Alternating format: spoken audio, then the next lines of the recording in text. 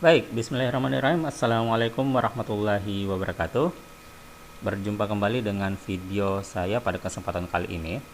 Dan melalui video kali ini saya akan berbagi video tutorial bagaimana kita menggunakan SPSS untuk melakukan analisis regresi berganda.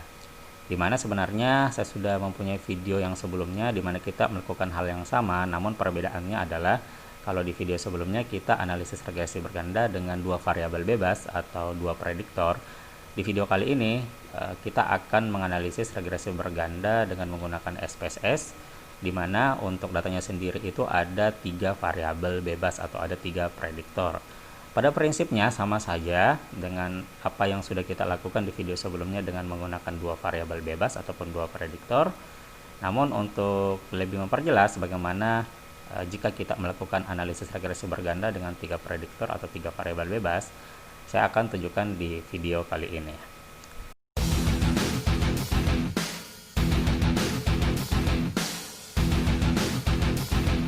Seperti biasanya, untuk melakukan analisis regresi berganda, tentunya kita harus memiliki data. Dan di sini saya sudah memiliki data yang siap untuk kita analisis. Data saya sudah sajikan dalam bentuk Excel. Oke, jadi di sini data saya sudah ada ya dari 10 sampel. Di sini ada satu variabel terikat yaitu permintaan beras dan ada tiga variabel bebas. Variabel bebas yang pertama itu harga beras. Variabel yang kedua adalah pendapatan, variabel bebas yang ketiga adalah harga ubi. Dan di sini juga saya sudah merumuskan hipotesisnya ya. Jadi di sini ada 4 hipotesis, di mana hipotesis 1 berisi tentang terdapat pengaruh harga bebas terhadap variabel permintaan beras. Hipotesis kedua adalah terdapat pengaruh pendapatan terhadap permintaan beras. Yang hipotesis ketiga adalah terdapat pengaruh harga ubi terhadap permintaan beras. Dan hipotesis keempat yaitu terdapat pengaruh harga beras, pendapatan, dan harga ubi secara simultan terhadap permintaan beras. Dimana di sini teman-teman bisa lihat yang tulisan warna biru ini H1, H2, dan H3 itu merupakan hipotesis yang nantinya kita akan uji apakah memang terdapat pengaruh atau tidak. Dan kita dapat mengujinya melalui uji T. Dimana kalau misalnya kita menggunakan SPSS sebentar, kita bisa melihat hasil uji T itu pada tabel koefisien. Sedangkan yang berwarna merah ini atau hipotesis keempat, ini kita uji dengan uji F untuk melihat apakah keseluruhan ketiga variabel ini secara simultan mempengaruhi variabel permintaan beras. Dimana uji F sendiri pada hasil SPSS kita bisa lihat pada tabel ANOVA. Gitu ya. Selanjutnya kita sudah punya datanya, kita sudah merumuskan hipotesis. Selanjutnya kita buka aplikasi SPSS-nya. Oke, ini sudah terbuka ya. Jadi seperti biasa kita klik variabel view dulu. Terus di baris pertama silakan diisi Y dulu. Selanjutnya X1. Selanjutnya X2. Selanjutnya X3 karena ada tiga variabel bebas. Selanjutnya kita rubah labelnya. Untuk Y sendiri adalah permintaan beras. X1 adalah harga beras itu sendiri. X2 adalah pendapatan. X3 adalah harga ubi ya. Oke, jadi kita sudah mengisi barisnya mulai dari Y, X1, X2, dan X3, dan labelnya juga kita sudah sesuaikan dengan data kita. Selanjutnya jangan lupa diklik data view. Dan di sini sudah berubah ya, Y, X1, X2, dan X3. Sekarang kita tinggal pindahkan saja data kita yang dari Excel tadi ke SPSS. Jadi urutannya Y, X1, X2, dan X3. Di Excel urutannya sudah sama ya, Y, X1, X2, dan X3. Kita tinggal copy saja, blok semua, klik kanan, copy. Selanjutnya klik di sini Ctrl V atau mungkin bisa klik kanan ya sini. Oke, terus selanjutnya klik paste. Nah, datanya sudah berpindah. Selanjutnya kita akan melakukan analisis. Analisisnya sama seperti di video sebelumnya. Kita klik analyze. Selanjutnya regresi, terus pilih linear. Oke, di sini tadi kan saya sudah coba ya. Coba saya hapus dulu.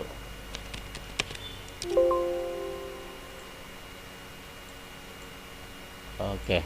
Jadi di sini sudah ada variabelnya. Tentunya permintaan beras kita masukkan di dependent variabel. Sedangkan X1, X2 dan X3 kita masukkan ke independent variabel atau variabel bebas. Oke, sudah masuk ya. Selanjutnya pastikan di sini enter dan kita langsung klik OK saja.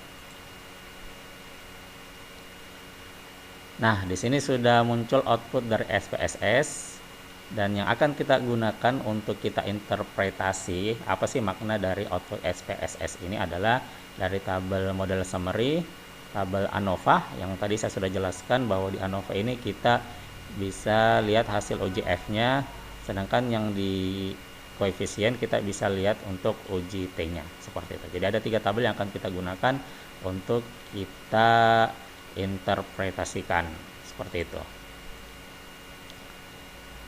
Oke, selanjutnya kita pindahkan saja ke Word ya.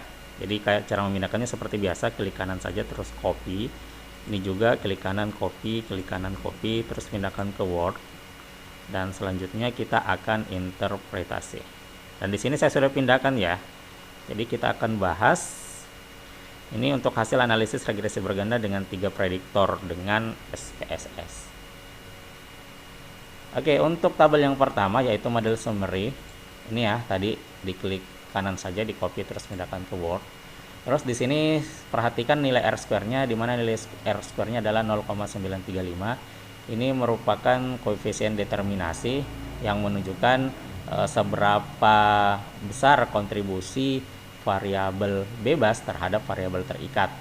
Nah, jadi di sini nilainya adalah 0,935 atau 93,5%. Jadi kalau misalnya nilainya mendekati 100% atau di sini mendekati 1, itu semakin baik. Berarti menunjukkan bahwa pada kasus ini harga beras, pendapatan dan harga ubi itu memiliki kontribusi pengaruh sebesar 93,5% terhadap permintaan beras.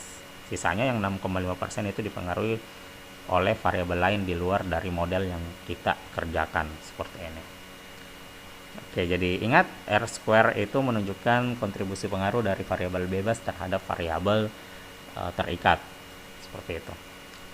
Selanjutnya tabel yang kedua. Tabel yang kedua itu adalah tabel ANOVA. Jadi teman-teman bisa lihat yang saya beri tanda kuning dan tanda hijau. Yang tanda hijau ini merupakan nilai F hitung. Jadi kalau teman-teman mau memakai nilai ini untuk menunjukkan apakah ada pengaruh secara simultan, jadi UJF kan untuk melihat pengaruh secara simultan ya. Jadi nilai ini bisa dipakai untuk dibandingkan dengan nilai F tabel. Jadi apakah lebih kecil ataupun lebih besar dari F tabel. Namun kalau misalnya di SPSS kita bisa melihat dari nilai signifikan saja, yaitu yang warna kuning ini nilainya sebesar 0,001. Nilainya yang 0,001 ini ternyata lebih kecil dari nilai probabilitas sebesar 0,05. Nah, maknanya kalau misalnya nilai signifikan yang di sini itu lebih kecil dari 0,05, maka maknanya adalah terdapat pengaruh nyata variabel bebas secara keseluruhan atau secara simultan atau secara bersama-sama terhadap variabel terikat. Yaitu yang di sini kasusnya adalah terdapat pengaruh variabel harga beras, pendapatan, harga ubi secara simultan terhadap variabel permintaan beras seperti itu. Jadi kalau mau dibandingkan dengan hipotesis yang sebelumnya, ya hipotesisnya diterima karena ada pengaruh secara simultan. Oke, selanjutnya tabel ketiga yaitu tabel koefisien. Jadi di tabel koefisien ini kita bisa melihat beberapa data. Yang pertama itu nilai B-nya. Nilai B-nya ini merupakan nilai koefisien regresi mulai dari konstanta. Ini konstanta yang 16,942, sedangkan yang harga beras yang merupakan X1 nilai koefisiennya adalah min 1,136, dan yang untuk X2 nilai koefisien regresinya adalah min 0,426, sedangkan untuk variabel harga ubi atau X3 nilai koefisien regresinya adalah min 0,130. Jadi kita melalui tabel ini bisa membentuk persamaan regresi seperti itu ya. Sedangkan maknanya saya sudah jelaskan ya bagaimana cara kita memaknai dari persamaan regresi ini di video sebelumnya. Jadi mungkin teman-teman bisa lihat di video saya yang sebelumnya terkait dengan interpretasi atau membaca output dari SPSS. Jadi seperti itu. Atau ini bisa dibaca juga. Di sini saya sudah buat pemaknaannya atau interpretasinya. Oke, selanjutnya dengan tabel yang sama, kita di sini bisa melihat nilai T hitung. Nilai T hitung ini yang saya beri tanda warna hijau, sedangkan untuk nilai signifikan di setiap variabel adalah yang saya beri tanda kuning. Jadi teman-teman bisa melihat melalui tabel ini itu adalah apakah terdapat pengaruh secara parsial variabel X terhadap variabel Y. Apakah terdapat pengaruh secara parsial variabel X1 terhadap Y, X2 terhadap Y, dan X3 terhadap Y. Seperti itu. Teman-teman bisa menggunakan nilai T hitung ini kemudian dibandingkan dengan nilai T tabel. Namun pada kesempatan kali ini saya cukup memperlihatkan saja yang nilai signifikannya. Nilai signifikan ini yang diberi warna kuning. Karena ini di sini menunjukkan kita bisa melihat apakah ada pengaruh parsial atau tidak secara parsial ya, secara bagian X1, X2, dan X3 terhadap Y. Makanya di sini saya parsialkan juga. Jadi untuk harga beras variabel X1 nilai signifikannya itu 0,144. Nah, kalau nilai signifikannya lebih besar dari 0,05 berarti tidak terdapat pengaruh yang nyata variabel harga beras ini terhadap permintaan beras. Seperti itu. Sedangkan untuk variabel pendapatan atau X2 nilai signifikannya adalah 0,046, berarti ini lebih kecil dari 0,05. Jika lebih kecil berarti terdapat pengaruh yang nyata variabel pendapatan terhadap variabel permintaan beras. Sedangkan untuk X3 harga ubi nilai signifikannya itu 0,679. 0,679 ini lebih besar dari 0,5, berarti artinya jika lebih besar dari nilai probabilitas artinya tidak terdapat pengaruh yang nyata variabel harga ubi terhadap variabel permintaan beras secara parsial. Seperti itu. Jadi tabel ini menunjukkan pengaruh setiap variabel secara parsial terhadap permintaan beras. Oke, mungkin sebagai kesimpulan, yang sebelumnya tadi kita sudah buat hipotesisnya H1, H2, H3, dan H4.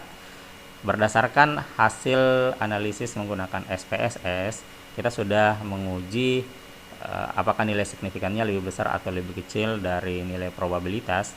Dan teman-teman bisa lihat di sini. Nah, H1-nya sendiri itu untuk menguji secara parsial apakah terdapat pengaruh variabel harga beras terhadap permintaan beras. Dan hasil uji T-nya sendiri itu adalah nilai signifikannya lebih besar dari 0,05. Berarti H1 ini kita tolak karena hasilnya adalah tidak terdapat pengaruh. Sedangkan H1 sendiri berbunyi terdapat pengaruh. Seperti itu. Sedangkan untuk H2 diterima karena nilai signifikannya lebih kecil dari 0,05 di uji T tadi. Karena H2 sendiri memang berbunyi terdapat pengaruh pendapatan terhadap permintaan beras. Berarti H2-nya kita terima. Nah, sedangkan untuk H3 kita tolak juga karena nilai signifikannya lebih besar dari 0,05. Berarti H3 ini kita tolak karena H3 tidak terdapat pengaruh. Ya, hasil hitungan tadi kita adalah tidak terdapat pengaruh. Sedangkan H3 sendiri berbunyi terdapat pengaruh. Berarti H3 ini kita tolak. Selanjutnya yang H4 untuk melihat ada pengaruh secara simultan terhadap variabel bebas itu menggunakan uji F. Dan hasil hitungan tadi kita menemukan bahwa nilai signifikansinya itu lebih kecil dari 0,05. Berarti H4 ini diterima. Jadi seperti itu ya cara kita mengambil kesimpulan untuk uji hipotesis. Kita sudah rumuskan di depan, kemudian kita analisis, kemudian kita bandingkan nilai signifikansinya baik menggunakan uji T untuk melihat pengaruh variabel secara parsial, sedangkan uji F untuk melihat pengaruh secara simultan. Dan hasil dari analisis tersebut tadi, kita mengambil keputusan apakah H1 ditolak atau H1 diterima berdasarkan dari nilai signifikansi. Oke ya, cukup untuk video saya pada kesempatan kali ini. Semoga bisa dimengerti. Saya akhiri dengan ucapan wassalamualaikum warahmatullahi wabarakatuh.